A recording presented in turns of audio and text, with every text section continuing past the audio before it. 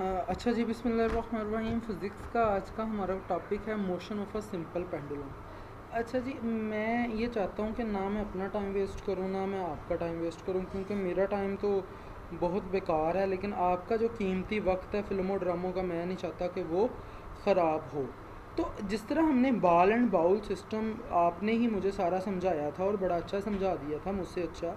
और इसी तरीके से ये जो हमने समझा था, mass attach to a spring, जो मीन पोजीशन से इधर खींचते हैं फिर उधर जाता है, बिल्कुल इसी तरीके से बॉल एंड बाउल वाला, और बिल्कुल इसी तरीके से motion of a simple pendulum, ये जो आपकी स्क्रीन पे है, पहले ये इधर था फिर इधर गया, उधर से छोड़ा, इधर से होता वो इधर गया, रिस्टोरिंग फोर्स आई, वो सारा काम हो गया, डायरेक्शन थीटा आ गई, लेंथ।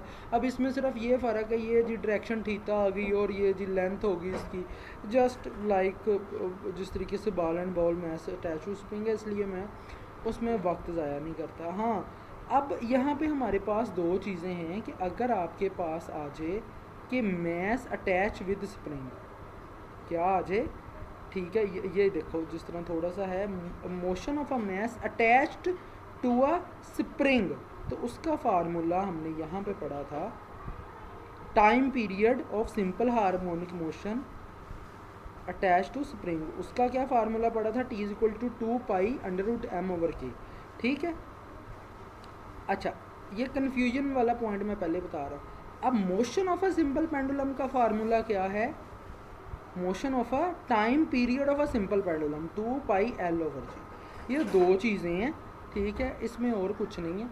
अच्छा जी, अब हमारा जो बेसिकली काम स्टार्ट होता है आज का, वो पढ़ने वाला ये है कि हमने डिफ़ाइन करना है सिंपल हार्मोनिक मोशन को।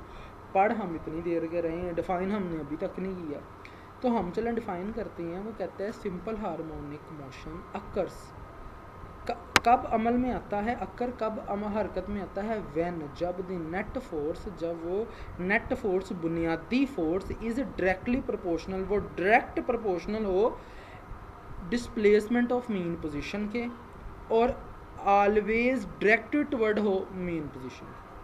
सिंपल हार्मोनिक मोशन उस वक्त हरकत में आता है जब उसकी मेन फोर्स डायरेक्टली प्रोपोर्शनल हो मीन पोजीशन के, और हमेशा टुवर्ड्स भी रहे मीन पोजीशन के, ठीक है। इन अदर वर्ड, वो कहता है दूसरे अल्फाज में, क्योंकि हमारी कौम को एक अल्फाज समझ नहीं लगता, इसलिए उसने बोला है कि दूसरे अल्फाज के अंदर हमने बता दिया, व्हेन एन ऑब्जेक्ट ऑसिलेट, जब कोई ऑब्जेक्ट ऑसिलेट करता है, टू एंड फ्रो मोशन में हरकत करता है अपनी किसी मीन पोजीशन में, तो वो उसका जो एक्सलेरेशन है वो डायरेक्टली प्रोपोर्शनल होता है उसकी मीन पोजीशन के ऊपर, और वो हमेशा डायरेक्टेड टुवर्ड भी अपनी मेन पोजीशन पर रहता है, वो बेचारा इधर उधर कहीं निकल ही नहीं सकता। वो एक जगह पे, हमने स्टीयरिंग वाली एग्जांपल देख ली, हमने दरवाजे वाली एग्जांपल देख ली, हमने बैल एंड बाउल वाली देख ली, सिंपल पेंडुलम वाली देख ली, सिंपल वो मैस स्प्रिंग सिस्टम वाली देख ली। अब हमारे लिए ये इनफ है। अच्छा जी, आगे जो मेन चीज़ है, बड़ी इंपॉर्टेंट चीज़ है, वो है जी features of simple harmonic motion. पहला फीचर है कि a body executing simple harmonic motion always vibrate about a mean position, के वो हमेशा अपनी मीन पोजीशन पे रहेगी। दूसरी के उसकी जो एक्सेलरेशन है वो टुवर्ड्स मीन पोजीशन रहेगी, 2 पॉइंट्स हो गए।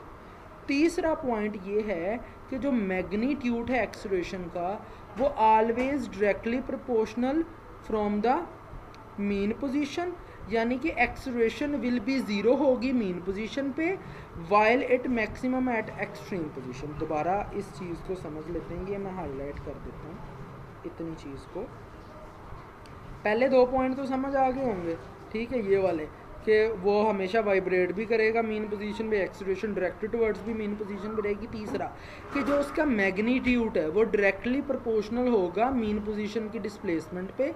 इसका मतलब ये है कि मीन पोजीशन पे एक्सेलरेशन ज़ीरो है, एक्सट्रीम पोजीशन पे बेशक वो मैक्सिमम हो, मैक्सिमम से भी ज़्यादा हो, 2 लाख हो, 3 लाख हो, लेकिन एक उसने रिबटल मारा है कि यार मैं इधर खड़ा हूँ, इधर मेरी स्पीड ज़ीरो है, जब मैं मोटरवे पे जाऊँगा तो मेरी स्पीड 120 होगी, बात फॉलो किया करें। अच्छा जी, चौथा पॉइंट और लास्ट पॉइंट ये है कि इट्स वेलोसिटी, उसकी जो वेलोसिटी है वो मैक्सिमम होगी मीन पोजीशन पे, और 0 होगी एक्सट्रीम पोजीशन पे। मैं इसको इन पॉइंट्स को ना दोबारा बड़े डिटेल से ना समझा देता हूँ।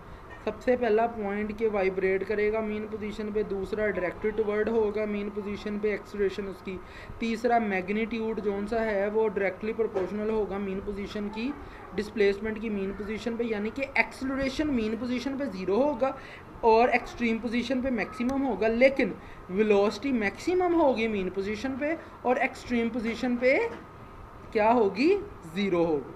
अच्छा, उसके बाद आपने क्या करना है वाइब्रेशन की कि एक कंप्लीट अगर चक्कर लग जाए उसको एक one complete round trip of a vibrating body about it's mean, अगर कोई जिसम अपने मीन पोजीशन पे तो वो अपना एक राउंड मुकम्मल कर ले उसको वाइब्रेशन कर क्या कह देते हैं। और जो एक राउंड मुकम्मल करने में उसको जितना टाइम लगा उसको टाइम पीरियड बोल देते हैं। फ्रीक्वेंसी किसको बोलते हैं? The number of vibration.